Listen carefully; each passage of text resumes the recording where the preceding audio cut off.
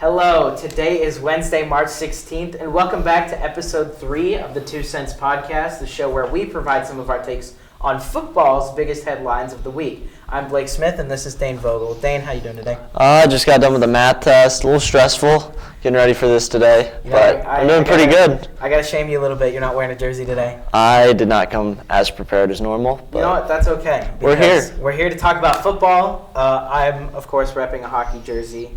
There's a story behind this, but I'll save it. Do you want to go ahead and fill us in on Central Sports? Yeah, so the girls' basketball team ended up losing to Blue Springs in the Elite Eight this last weekend. It was a fun game to go watch, but it was a tough loss. Spring sports have just started kicking off, so we're going to have baseball on our broadcasts with baseball sports marketing. On ESPN3, sports marketing on Facebook. We'll have all of our streams as well. And for our first story, actually comes with the story of my jersey. So my favorite player, Alex Ovechkin, he scored his 767th NHL goal to pass one of the all-time greats. His name is Jaromír Jágr. He's from the Czech Republic. For third all-time in goals, and he is trying to chase Wayne Gretzky's record of 894. So, and what was he at again? Kind of a big story. He was at, I think Jágr's record was 766, and so he passed him to get 767. The funny part is that Jágr sent him a video on Twitter, congratulating him, and then he was he threatened to come back to the NHL to take his record back. So that was kind of funny. Even more interesting, Jágr is 50 years old, and he still plays hockey. Professionally? Yes, in the Czech Republic. Oh, my. He actually owns his own team, and he plays for his own team. It's kind of weird, but it's cool. I mean, guarantee your starting spot. Yeah, you get to play top-line minutes, otherwise you fire the coach. And next up, we have some really good news for baseball fans. The MLB and the MLBPA agreed to a CBA, collective bargaining agreement. And baseball is set to resume and play a full season starting April 7th. And that's huge for them. My only concern moving forward is there's been threats of 2 lockouts in the past 5 seasons. So, is this going to become a problem down the line? You know, they were I think within the next 3 seasons we may see a chance of a lockout. At least when the bargaining agreement is due for renewal. But, I mean, it was rough negotiations. I mean, there was reports of only one meeting lasting 15 minutes before they stopped talking. Yeah, that's not a good sign, but they got it done. We're going to have baseball this year. And that's the important part. That's important. All right.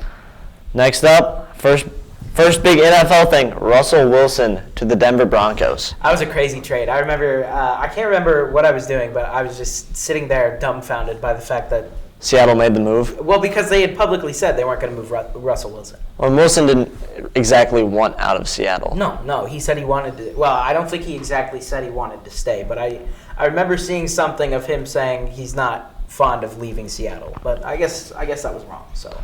Yeah, I mean, this is huge, especially moving to the AFC West, which is already a loaded division. Uh-huh. I mean, debatably now you might say it's the best division in the NFL. I would say it's probably the hardest, and I feel bad for the Raiders.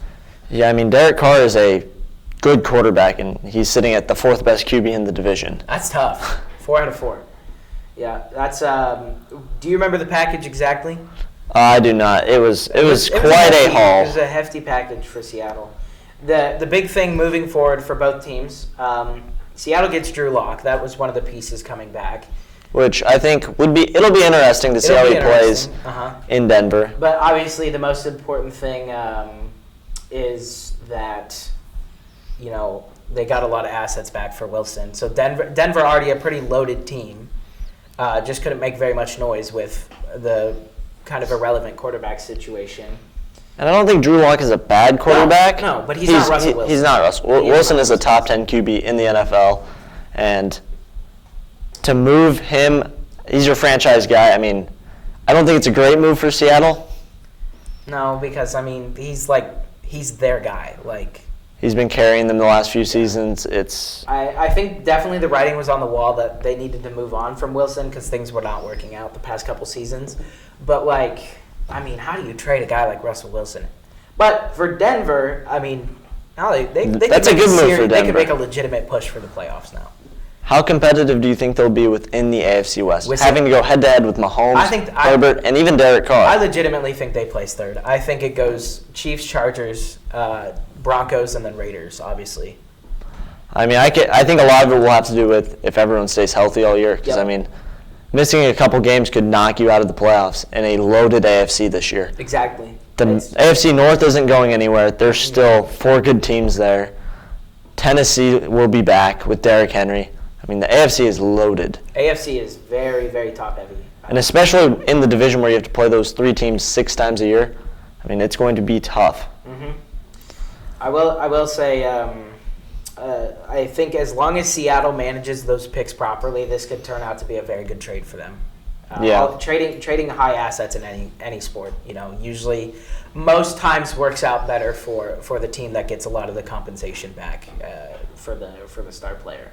And I think if you're like a fan of Drew Lock, it'll be exciting to see him get to play with DK Metcalf. That'll be fun. To watch. Tyler Lockett's a pretty good receiver.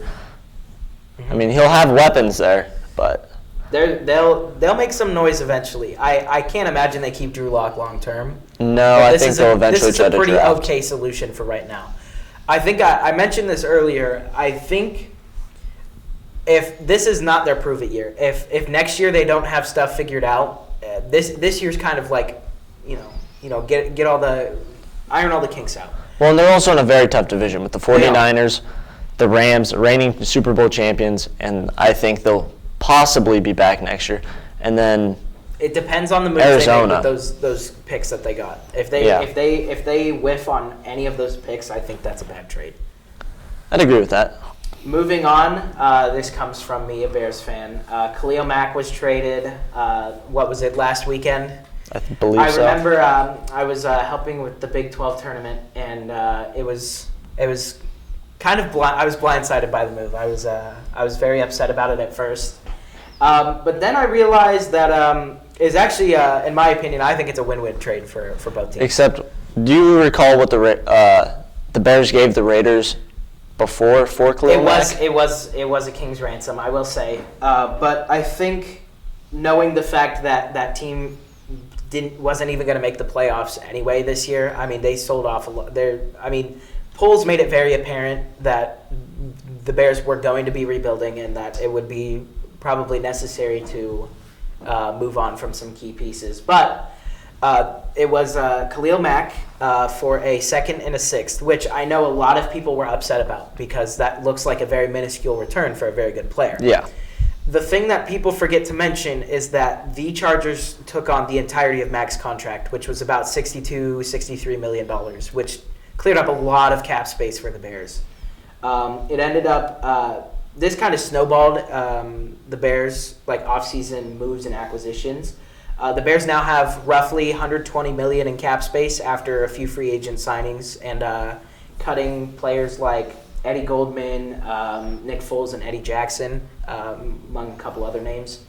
But how do you think this trade turned out for the Chargers? The Chargers, you get to pair Khalil Mack with Bosa and the rest of that defensive line. And defense, they really needed help there last year. Offensively, you have Herbert, who's spectacular. Yeah. And in a division where you have to play a Patrick Mahomes, a Russell Wilson, and even a Derek Carr. That's a tough division. That's tough. You have to play both sides of the ball. I have concerns with KC this year. We have to play Herbert twice, Wilson twice. I'm not as scared of the Raiders, but even then, they normally pick off a win. Yeah. But I think this will be a very this is going to be a test for the Chiefs for sure. But what would you grade the Bears side of the trade and then the Chargers side? Even with all the money, I think the Chargers win the trade because they're in win now. They want to win right now. They want to win the division. They want to go make a playoff run. The Bears are rebuilding, so it gives them a couple picks, clears up cap space for them. So it's good on both sides. Personally, I'd rather have Khalil Mack on my team, especially when I compare him with Bosa, for example. That's a dangerous, dangerous combo. Yeah. So I personally think the Chargers won the trade. I think that's a fair argument, but for me, we've got I can't remember the name of the backup, but He actually played pretty decent in absence because Mac was injured for most of last year. I think he missed at least 10 games. And if he ends up with injuries again this year, that would be a loss for the Chargers. I was going to say, I think that changes the aspect of the trade. But I think you can say that with any trade. Yeah, that's true. If Russell Wilson ends up injured all year, Denver loses that trade. Mm-hmm. So I think both teams get an A. Bears completely cleared the contract. I believe I heard this earlier, but the Bears do have $50 million in dead cap this season, but next season that all clears up. So I think for now it'll be a good move, but depending on how Mac plays in LA could really change the aspect of this trade. Next we've got a pretty big one. This kind of started the whole free agent off-season frenzy and whatnot. Amari Cooper was set to be released from Dallas, or at least there was heavy rumors about it. And then he ended up getting traded to Cleveland. This one kind of surprised me. Yeah, this came out of left field for sure. He's a good receiver, and now you're leaving Dak with. He still has Gallup and CeeDee Lamb, but Amari Cooper is a great wide receiver in the NFL right now. Yeah. He was injured a lot last year, didn't put up the same numbers he had been, and the big issue for him was his contract. It was a money issue for Dallas. Yep. They I think they cleared $20 million, dropping. Yeah. Or trading. Now, do you think they pick up Jarvis Landry, or do you think they look for a cheaper option? I'm not sure how much cap space they have, but. Me neither. But the move was pretty good. At least for Cleveland, but. Yeah, although you did lose Landry and Odell in the same year, picking up Amari Cooper could really help out in that wide receiver room. Yep. Next up, Deshaun Watson. So, as you know, a lot of controversy surrounding Deshaun Watson.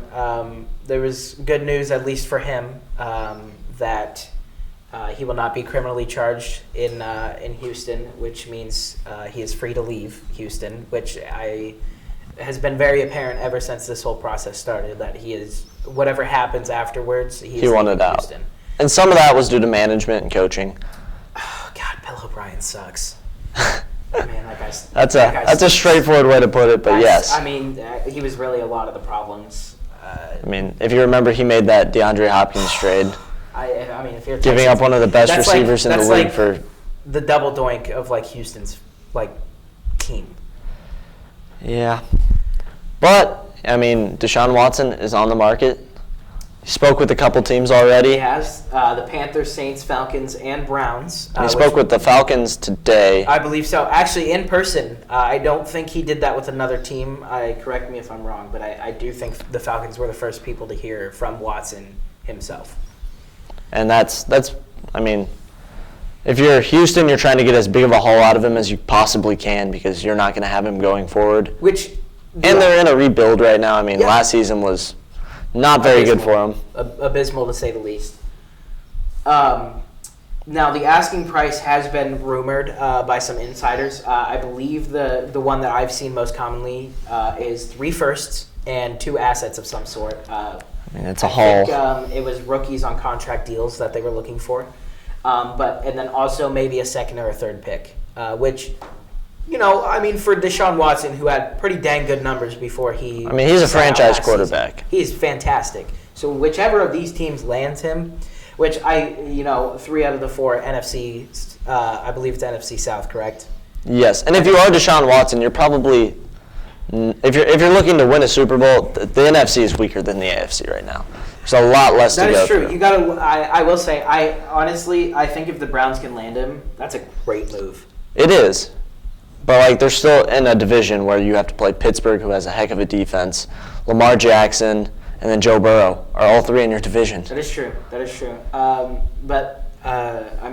Honestly, out of all 3 of these, I think the Saints have a lot of assets that they can give. I don't understand how he goes to Atlanta and the Texans get a good return. They really don't have a lot of pieces. If you give up picks, which is what they're primarily looking for, because they want to rebuild right now. That is true. If they give up the picks, and their picks are valuable because they have not been a great team in the past couple seasons. So Yeah. I think the Saints is where he lands. What about you? I really don't know. I think it's whoever's going to offer the most is what he's going to end up getting traded to. Yeah, I think the Saints would be the most exciting to watch him play because you have Michael Thomas, Alvin Kamara's there.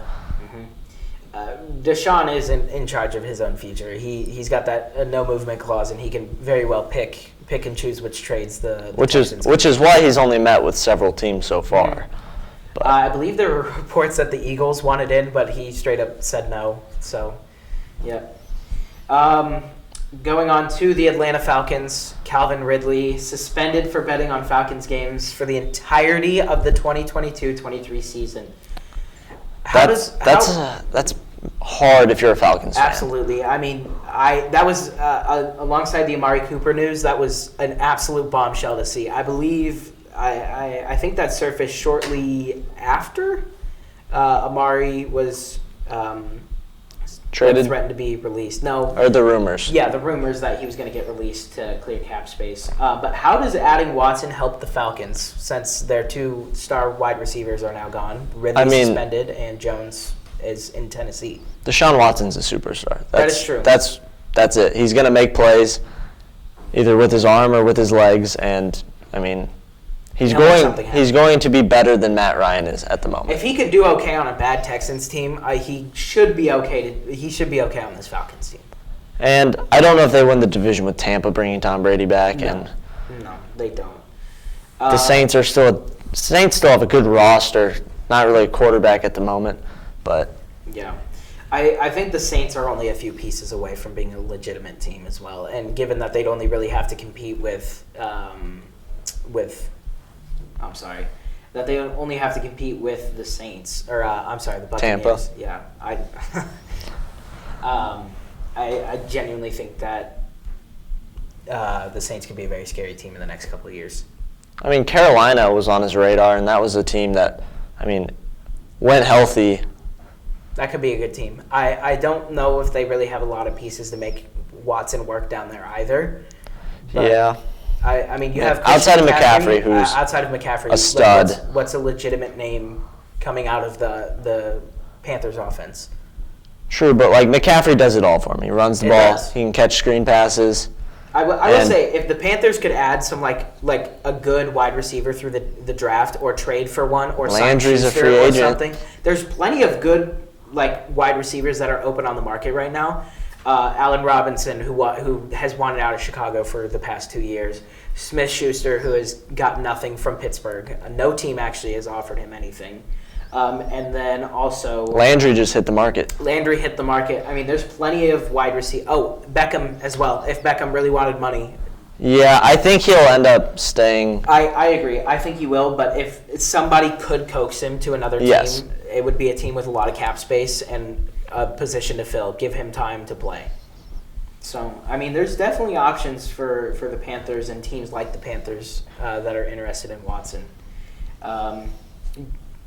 Yeah. All right. So next up, we've got Baker Mayfield and his future in Cleveland. I read the message to Cleveland last night. It was hard to read. I mean, it was very heartbreaking. I mean, a lot of these rumors surfaced that the Browns were in on Watson, and then I believe the original tweet was deleted, so I don't think this message is still public. But Mayfield basically said I find it kind of funny because he said there's no hidden messages in the thing, but he used the phrase wherever I play my next snap within the message, indicating that he's probably not playing again in Cleveland, at least as a Cleveland Brown. So, I mean, I personally don't think Baker's a bad quarterback. No, I don't. I don't think he's what they thought they were going to get when they drafted him. He's not a Josh Allen. No, he's not. He's not one of your elite quarterbacks, but I do think he is a starter in the NFL. Yeah. Was last year an extremely disappointing season for the Cleveland Browns? Yes. I believe he played through an injury, didn't he? Not 100% sure. I remember hearing something about yes. an injury. Yeah, shoulder injury. But I mean, last season was so disappointing for the Browns. Deshaun Watson is an obvious upgrade. Uh-huh. I mean, if you're a Cleveland fan, even if you're a fan of Baker himself, you can't be mad if they go out and try to get a guy like Deshaun Watson to take your team to the next level.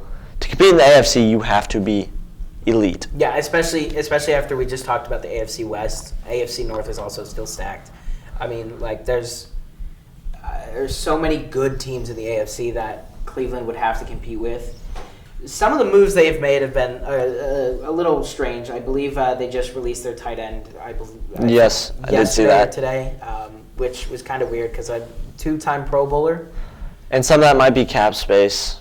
I think he was a cap casualty. But the sentiment that I have gathered over social media is that Browns fans are not happy with the management right now because they love Baker. I mean, Baker's those Geico commercials. They're hilarious. And, the guy's really well liked in Cleveland, even if he's not the most stellar quarterback. But if you can get a guy like Deshaun Watson or any upgrade, I mean, you take it if you're management. I think you do. I don't think Watson lands in Cleveland, which is tough because I think a lot of Cleveland fans understand that too, is that Watson's probably not going to the Browns. If he does, that's a great move. Yeah. But you just have alienated your starting quarterback, and if you don't get the person you want, you are now stuck quarterbackless because he's going to want to leave. And most likely, probably, if things don't go the way the Browns want it to, he probably goes to Indy. Maybe. I mean, Indy is looking for a quarterback right now after trading Carson Wentz to the Washington Commanders. Traded for a third and a conditional second. I don't remember what the conditions of the second were, but it leaves Indy among many teams that are looking for a quarterback this offseason. Yeah, I mean, I was honestly surprised they made that trade. Carson Wentz had been playing pretty well up until that last game where Indianapolis had a complete meltdown against Jacksonville and missed the playoffs. That was an awful It was not something anyone was expecting to happen. He played a pretty good season up to that point. I mean... Now, who do you think Indy picks up? Because they're obviously going to trade for a quarterback, and there's been many names... Jimmy Garoppolo sitting in a backup position right now. I mean, somebody's probably going to go after him at some point. I don't know if that'll be Indy or not, but... Personally, he's a big name. I honestly think they land Mayfield if they move the right assets. But the Browns aren't going to trade anything unless they have a quarterback. No, but the other thing is the Mayfield situation could worsen, and Mayfield could just outright ask for a trade, especially after they publicly said that they wanted to keep him at starter, and then there's rumors that they're shopping him and trying to trade for Watson. Well, that's part of management, though. You should always be looking to make your team. I mean, it's the. He's not made himself elite over the course of his career. He has not taken himself to the next level. That's true. So him being on the market is not a bad thing for your management to be doing. They're looking to improve your team.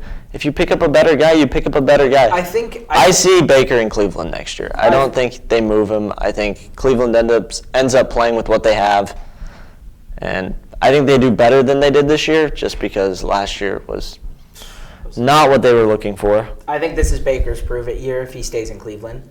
But I think why it hurts more is the fact that they said they were gonna, like, Baker's their guy, like they were gonna stick by him, and then they just cross him and are looking to ship him out. I mean, he's the third best quarterback in the division. I mean, yeah, that's true, but he's not in a division. I mean, yes, Lamar and Joe Burrow are great.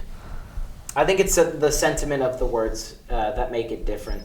But honestly, I wouldn't be surprised if Vegas trades Carr either. I wouldn't be either, just because that division is so loaded right now. If you're going to lose, you might as well lose bad. They might go try to rebuild that team to an extent. Mm-hmm. Or they might stick with Carr. I mean, they could make it into the playoffs as a wild card. I wouldn't be surprised to see that. Yep. Yep. It'll be a tight race in the AFC. There's plenty of quarterbacks that Indy could try. Watson, I believe, did also say no to Indy, as well as the Eagles. Which Indy has a pretty good roster right now. Good offensive line. They don't have a ton of weapons, but... Are they a team that's a QB away from being a legit team? I don't know. Depends on who you pick up and what you do in the rest of the offense. Or the offseason. Yeah. Moving on, Brady has returned to football after only 2 months of retirement, as everybody saw happening. Really no surprise. I think I saw a comment on Twitter that I thought was funny. He only spent 2 months with his kids to make the decision that he still wanted to play football. So, there was plenty of controversy surrounding his return. One of them, Brady's last touchdown football sells for $518,000 right before he returns. I mean, like, if you're that buyer, how do you feel? Tom Brady better be giving me the next one. I mean, just you're gonna drop $500,000. Yeah. On a football, and then he comes back out of retirement the next day. I can't imagine. Why would you spend that much on a football like that too? Especially considering that Brady was is pretty much like one of the oldest pro athletes in North America still. Well, I mean, I was hoping he was going to stay retired after years of watching him dominate the league. I was kind of ready for it. I think everybody was, but the doubts lingered for sure. I do think him coming back makes the NFC a lot more interesting. Especially after you see all those NFC South teams gunning for Watson. Yeah, well, not only that, but I don't think the NFC is nearly as competitive. So adding him back in makes Tampa a contender again. Uh-huh. I mean, they could go make a push to get to a Super Bowl. Yep. Actually, and another good thing, if you're a Tampa Bay fan, they actually, Ryan Jensen was set to hit free agency. I believe he's one of their most talented O-linemen. And he actually re-signed a 3-year deal after hearing that Brady was returning. So that's good for Tampa Bay fans. I was a little disappointed as a Bears fan because there was rumors that we were going to try and sign him, and then obviously he stayed in Tampa. So. All right, quick question for you: how long do you think Brady will play? How many more seasons has he got in the tank? 2 left in the tank. Two left in the tank? I think he's got 2. 2. I think this year will be probably his last great season. And then next year will be when Father Time catches up and just hits him in the face. Father Time has never caught up. Not yet. They've been saying that for years. They have been saying that. Well, it was looking really rocky at the end of his Patriots tenure, but one part of that was the roster. Dude, they were trash. Julian Edelman being wide receiver 1 several years in a row with nothing else around him. I was gonna say he was okay on his own, but with no support. Yeah, no. Brady's last season was not spectacular. And then also the last bit of controversy that came out of Brady unretiring, there was a Las Vegas sportsbook, a major Las Vegas sportsbook, that called for the NFL to investigate Tampa as there was a large bet placed days before Brady unretired, and they claimed that it was an internal betting thing, that someone in Tampa bet on the Bucs to win, knowing that Brady was going to return. That's interesting. That is very interesting. Now, there's a lot of people think it's stupid because he could have just, whoever it was, he or she, could have placed a bet on the Bucs just because they were a good team last year. So it's a little bit of a weird claim, but I could see the reasoning behind it. I don't think they get investigated by the NFL, but what do you think? I think it'll be interesting to see how that plays out. It's a bit of an odd situation to bet that much money on Tampa, especially without Tom Brady. I didn't think that roster was really going anywhere, but it'll be interesting to see how that one plays out. And moving on to controversial, well-paid quarterbacks, also getting up there in age. Rodgers signs a 3-year, $150 million contract, making him the most paid player in the NFL. And they still have to sign Devontae Adams after he said that he will not play under the franchise tag. What do you think? I think Rodgers got his money, which wasn't surprising. Back-to-back MVP seasons. Mm-hmm. I mean, Rodgers, obviously, one of the best quarterbacks in the NFL, although his last few postseasons haven't really shown that. Although I will say that 49ers game, a lot of it came down to special teams, was awful. Man. I mean, they blew the game. And I know Green Bay didn't put up numbers like I kind of thought they would against that 49ers team, but Rodgers getting his money is not surprising to me. No. Them not signing Devontae long-term was, because that's tough. That's tough. You can make a debate for him being the best wide receiver in the entire NFL. I mean, there's only a couple guys up there with him. Cooper Kupp, maybe. DeAndre Hopkins. There's only a handful of guys you can put in the same conversation with that guy. And they franchise tagged him, and he's unhappy about it. And I believe he publicly stated he's not going to play under the franchise. Now, I do think they figure out a way to get it worked out to where he has a long-term deal. Because the issue with the franchise tag is players want security. Yes, it's a very physical and, demanding sport. And one little play could, end your entire career. And you want that job security to where you're getting money no matter what. So, if you're Devontae, why wouldn't you want a long-term contract? I wouldn't be super happy to play under the tag. But me neither. It makes me happy, though. I know it's kind of weird. I hate the Packers. Yes. And seeing that this is probably going to screw them over cap-wise for the next, hopefully, 5 to 6 years. They've already had to cut. Very excited. They've already had to cut a lot of players. And that's good. That makes me happy because even if you have arguably the best quarterback in the league, arguably, I don't think that, but you could make the argument, and arguably the best wide receiver in the game of football, can they still make noise? Yeah, that's the best QB wide receiver duo in the NFL, outside of maybe Matthew Stafford and Cooper Kupp last season. Yeah, I see the argument, but I also. If you're gonna cut all your supporting pieces, how much can you really do? I think it's gonna look like the older Green Bay Packers teams where he didn't have much of a defense, and that's why he was losing playoff games. Right, last year was probably Green Bay's best shot, at least roster-wise. They had a run game, they had an O-line, they had a defense for once. The wide receiving core wasn't perfect, but you had Devontae Adams, and. I thought they were going all the way. Them or the Rams, and for it to turn out like that, not even in the NFC Championship game. It bounced by the same team 4 times. It's got to be disappointing, but it's Rodgers and Devontae Adams. They can pull it off if anyone can. I think that's a good point. I think Adams probably gets close to Rodgers' money. But I do think after I did say multiple times that I think one of the two is leaving, but after mulling it over and seeing how the market's played out, I think they both stay, but it's going to ruin Green Bay for the future. I think that too. I think they're going to lose pieces they will need to compete against teams like the Rams and Tampa Bay. All right. And moving on, the Jaguars, in Jaguars fashion, decide to go and ruin the wide receiver market as they sign Christian Kirk to a 4-year, $84 million contract, making him the 3rd highest paid wide receiver in the NFL for not very good stats. Hey, good for him, though. Not good for the Jags, but good for him. Yeah. He's getting his bag. Trevor Lawrence had a really disappointing season last year after being hyped to be one of the best quarterback prospects since Peyton Manning. And I don't necessarily know if that was his fault. He's on a bad team, a poorly run organization, and his coaching was very subpar. I don't know how any of the moves the Jags have made help them at all become a better team.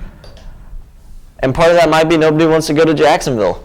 Well, when you suck that bad and you've seen the mismanagement and the Urban Meyer situation, even though he's not there anymore, you still see the problems, and Trent Baalke is still in office. I can't imagine that's an attractive place to sign unless you overpay them by a mile and absolutely ruin the market. And I think Jacksonville looks about like they did last year, bottom of their division. Bad team. Bad team with a lot of players making way too much money. And I think it really hurts Trevor Lawrence going forward in his career because he gets stuck with this. I think he ends up moving out of Jacksonville. Unless they're going to pay him a lot of money, I wouldn't see why not. After his rookie contract, I don't think they extend him. I think he leaves. There's just if things do not improve after this season, there's just no way they can keep him around. It's just not an attractive place to play. And this might hurt him going forward, kind of like it hurt Mitchell Trubisky being on the Bears. I think And that's kind of what we're leading into next. That Bears era sucked. Like, from a person that watched it in the double doink in 2018 after a pretty damn good season, it was a tough time to be a Bears fan for 4 years. It's okay. I know. You Chiefs fans have it very lucky. You get Patrick Mahomes out of the same draft, and you go and win a Super Bowl the next year. So. And we also didn't have, Matt Nagy as our coach the last couple of years. Ryan Pace, Ted Phillips as president, the worst it possibly could be. You also don't have the McCaskies running a football team. I think a lot of football comes down to management, coaching. It's very, very important. You can't just throw good players together and I think win. The Bears and the Jags have been two very good examples of. The Bears have been competitive though over the last few years. I wouldn't call 6-11 competitive. But they have made several playoffs. I mean, they've gotten in as the wild card a few times. They've had decent defenses. That 2018 defense was spectacular. That was their year. If they were going to win it, it was 2018. But they didn't. So. But you're also in a division where you have to play Aaron Rodgers. I mean, he's been dominant for his entire career. But if I remember correctly, I'm pretty sure the Bears had a better record than the Packers that year. I am not sure. They were 12-4. I know that. I don't know if the Packers were any better, but I know the Bears were like top 3 teams. And moving on to old Bears players, Mitchell Trubisky signs a 2-year, $14.25 million deal in Pittsburgh as a starter. How do you think he does in Pittsburgh? I think he does all right, actually. I agree. I think he does okay. I think it's kind of a good situation. You could probably call it the most stable organization in all of football. They've had 3 head coaches ever.